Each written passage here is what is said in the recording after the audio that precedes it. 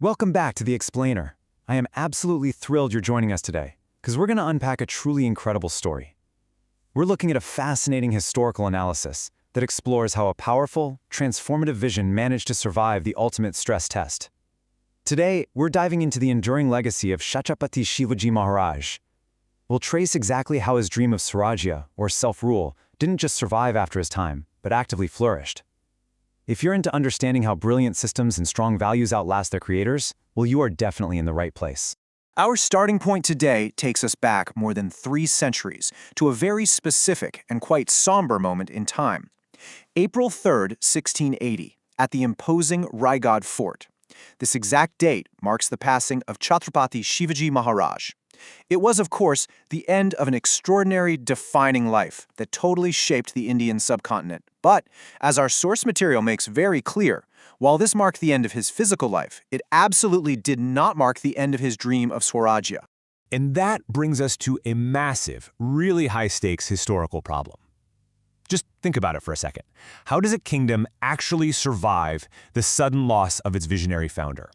When a leader whose sheer force of will literally built a state falls, history tells us that those kingdoms usually just crumble, right? Especially when they're completely surrounded by incredibly powerful, hungry enemies.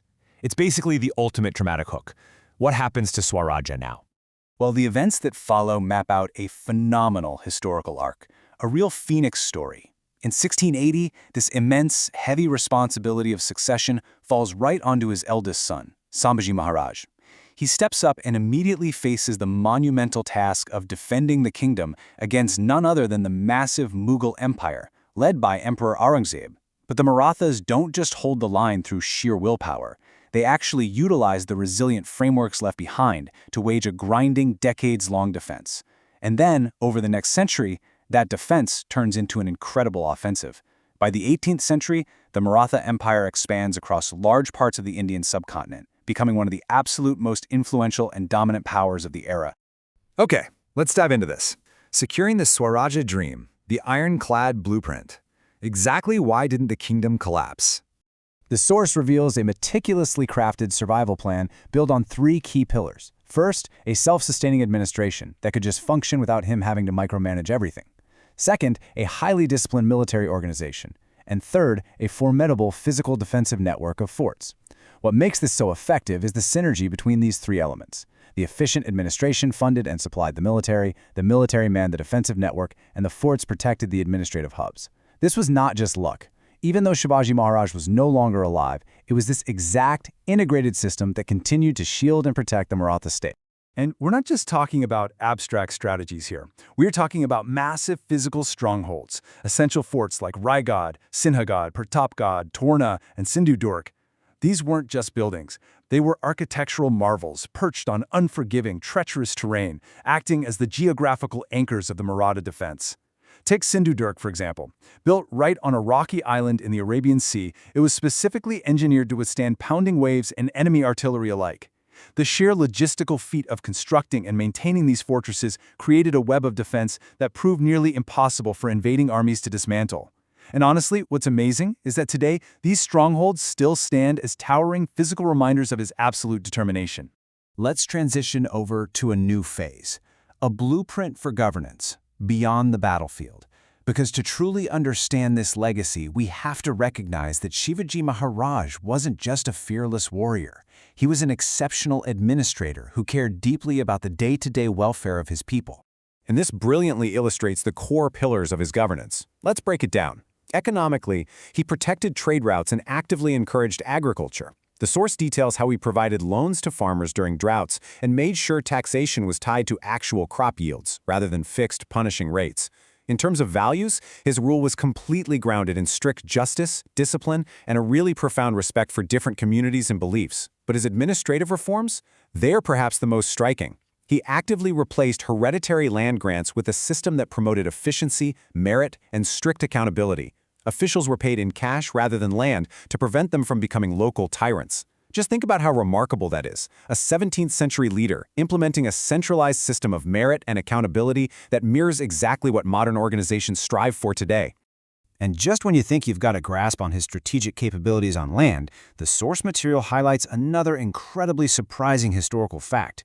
he established one of India's earliest organized naval forces. While many rulers of his time were entirely focused inward on their land borders, he recognized the looming threat and, the immense economic opportunity of the sea. So he built a formidable blue water navy to secure the Konkan coast, protect lucrative maritime trade routes, and actively counter the growing influence of European colonial powers and regional adversaries. It was a totally visionary shift in military doctrine that permanently changed the balance of power in the region. Now let's move to our next section, an enduring modern legacy, still studied today. This shows why all of this matters right now, connecting his centuries-old resilience to nation-building today. Right now, today, historians and scholars all around the world are actively dissecting his methodologies because these are crucial parts of India's heritage, and they aren't just looking at the broad strokes. They're rigorously studying his military strategies, particularly his mastery of asymmetrical warfare and rapid mobility. They're looking into the complex water management and urban planning systems engineered into his fort architecture. They analyze his pioneering naval development and those modern administrative reforms we just talked about, seeing them as early models of decentralized yet totally accountable governance. His achievements, they aren't just a closed chapter in a textbook. They remain a vibrant, deeply analyzed part of modern strategic studies. But it's not just academics keeping the spirit alive, it's the public. Every single year, millions of people celebrate Shivaji Jayanti, honoring his courage and leadership. Across India, there are statues, museums, memorials, and educational institutions totally dedicated to his contributions. His name has literally become a global symbol for anyone, anywhere, who truly values freedom, determination, and resilience. Which brings us to this powerful distillation of the source material. True leadership is built on courage, wisdom, justice, and service to the people. If you take away just one thing from our explainer today, let it be this. His story is an enduring masterclass in responsible leadership. It's the ultimate proof that when a system is built on these four pillars, it can withstand the loss of its founder, it can hold off massive empires, and it will absolutely withstand the test of time.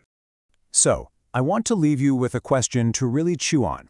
Looking at how meticulously Chhatrapati Shivaji Maharaj built a system specifically designed to outlast him, it kind of forces us to ask ourselves, how will history remember the legacy you leave behind? Are you building your projects, your teams, or your life's work on timeless principles of service and vision? Because as our source so perfectly concludes, history inspires the future.